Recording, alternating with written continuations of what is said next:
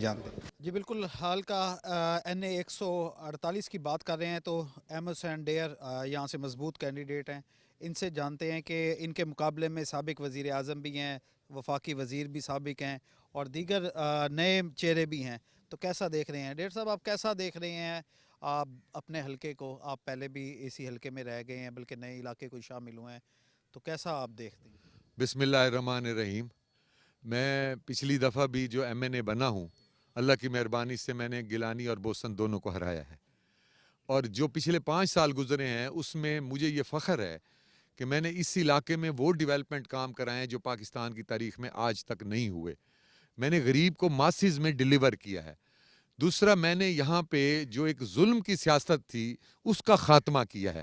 پہلے لوگ ڈر سے ووٹ دیتے تھے. اگر اڈے بوسن پہ جائیں آپ تو آج پوچھیں، پہلے آپ جاتے تھے تو وہ ایک ہی نام لیتے تھے ڈر کی وجہ سے کہ یہاں پہ ہم فلاں کو جو ہے نا ووٹ دیں گے. اب وہ لوگ کہتے ہیں ہم سوچیں گے. میں نے لوگوں کے ذہن سے ڈر ختم کر کے انہیں آزاد کر دیا ہے. وہ آزاد فیصلے کریں. جو ان سے پیار کرتا ہے، جو ان سے محبت کرتا ہے، جو ان کو انصاف دلواتا ہے، وہ اس کو ووٹ دیں. اچھا، یہ بتائیں گے کہ کیونکہ اس جو یہ حلقہ ہے اس میں کچھ دریا کی دوسری طرف بھی جاتا ہے، زیادہ تر دیہی ہے، 20% صرف شہر کا علاقہ ہے، تو آپ کیا سمجھتے ہیں کہ شہر کا اور یہ اس میں ڈفرینٹ کتنا آپ دیکھتے ہیں؟ یہ اس وقت آپ دریا کے علاقے میں آئے کھڑے ہیں.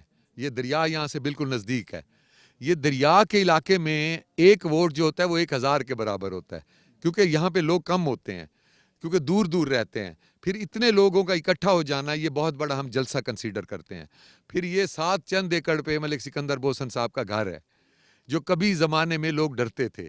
آج دیکھیں ان کے گھر کے ساتھ یہ پروگرام ہو رہا ہے. یہ آپ کو ہماری مقبولیت کا یہ آپ کے سامنے ایک وہ ہے. اور دوسری بات یہ ہے کہ یہ ایک تو ڈر کی سیاست کا خاتمہ ہوا ہے. دوسرا، اب یہ جو لوگ ہیں نا جو گاؤں اس میں دریا کے علاقے میں رہنے والے ہیں، اب یہ بھی کہتے ہیں کہ ہمارے بچوں کو چوریوں سے، ڈکیٹیوں پہ لگا کے، پھر ان کو چھڑوا کے، پھر ان کو سپورٹ کر کے، پھر انہیں اور چوریوں پہ لگا کے انہوں نے ہمارے بچوں کے مستقبل برباد کیے ہیں. اب وہ بچے بھی پڑھ رہے ہیں، اب وہ بھی پڑھے ہوئے ہیں، وہ بھی ایم اے کیے کھڑے ہیں، ایف اے کیے کھڑے ہیں، بی اے کیے کھڑے ہیں.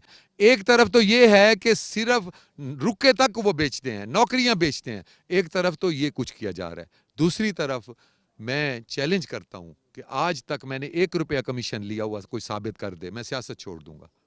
کوئی ثابت کر دے میں نے کبھی زندگی میں 1 روپے کی کرپشن کی ہے. میں نے 4 کنال اپنی ذاتی زمین 1122 سینٹر کو دیا ہے جس کی قیمت ہے 40 کروڑ. میں عبادت کی سیاست کرتا ہوں، لوگوں کی خدمت کرتا ہوں.